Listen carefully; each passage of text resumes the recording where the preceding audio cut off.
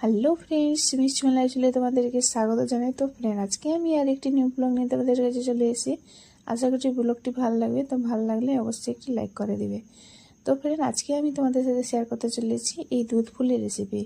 শীত চলে যাচ্ছে, খেজুর গুঁড়োও শেষ প্রায়। তো খেজুর গুড় শেষ হবার আগে এই রেসিপিটি আরেকবার করে তাড়াতাড়ি খেয়ে নাও তোমরা। তো সর্বপ্রথমে আমি আজকে চুলোয় রান্না করতে চলেছি। এখন পরিমাণ মতন আমি জল দিয়ে দিয়েছি, হালকা লবণ দিয়ে দিলাম, চালের গুঁড়ো দিয়ে দিলাম, দিয়ে ভালোভাবে একটু ঘেঁটে নিলাম। দিলেই আমাদের এই খড়িটা রেডি হয়ে যাবে। খুব সহজেই খড়িটা আমরা তৈরি করে নিলাম। দিয়ে তারপর একটা থালার উপরে বের করে রাখলাম। এদিকে আমি একটা পুর করে রেখেছি, নারকেলের পুর। এই নারকেল পুর দিয়ে আজকে দুধ পুলি পিঠাটা বানানো হবে। তোমরা চাইলে এটা চিনি দিয়েও নারকেল পুরটা করতে পারো। আমি গুড় দিয়েছি, তার জন্য একটু লাল লাল হয়ে গেছে। তো তারপরে এইটাকে ভালোভাবে মথে মথে করে এই গোলা গোলা করে যেমন পুর পিঠা তৈরি করা হয় ওই রকমভাবে আমি সব গোটা ছোটো ছোটো করে একটু গড়ে নিলাম।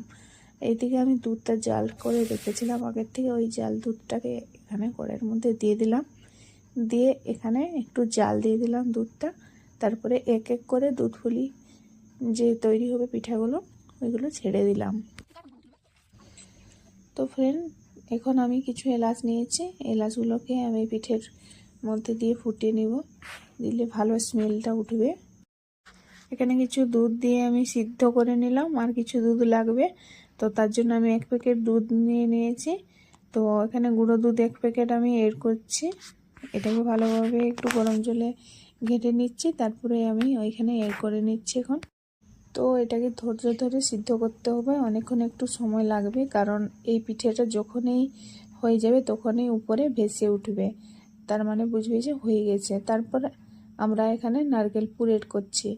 তো এই নারকেল পুরটা অপশনাল, তোমরা চাইলে এখানে নারকেল কুড়াও দিতে পারো। তো আমার কাছে এই মুহূর্তে ছিল না, তার জন্য আমি নারকেল পুরটা এড করছি। এটাও খেতে ভীষণ ভালো লাগে। তো তোমরা এইভাবে ট্রাই করে দেখো। তারপর আমি কিছু খেজুর গুড় এড করছি। হ্যাঁ ফ্রেন্ড, এখানে আমি একটা কথা বলে রাখছি, তোমরা যখন গুড় এড করবে তখন একটা চুলার থেকে নামিয়ে কিছুক্ষণ ঠান্ডা করে তারপরে গুড়টা এড করবে, কারণ গুড়টা দিলেই দুধটা কেটে যেতে পারে। তার জন্য আমি এখানে চুলার আঁচটা একটু কমিয়ে নিয়েছি। এখন আবার চুলার উপরে বসিয়ে নিলাম, তারপরে একটু ঘি এড করলাম, এটা অপশনাল, তোমরা চাইলে এড করতে পারো। এখন আমি পরিবেশন করে দেখাচ্ছি, দেখো কি সুন্দর রেডি হয়ে গেছে এই দুধ ফুলের রেসিপি। তো তোমরাও এইভাবে ট্রাই করে দেখো, আশা করি খুবই ভালো লাগবে সবার। তো পরের ব্লগে আবার নতুন নতুন তোমাদের সাথে দেখা হচ্ছে। সবাই ভালো থেকো, সুস্থ থেকো, লাভ ইউ অল, বাই।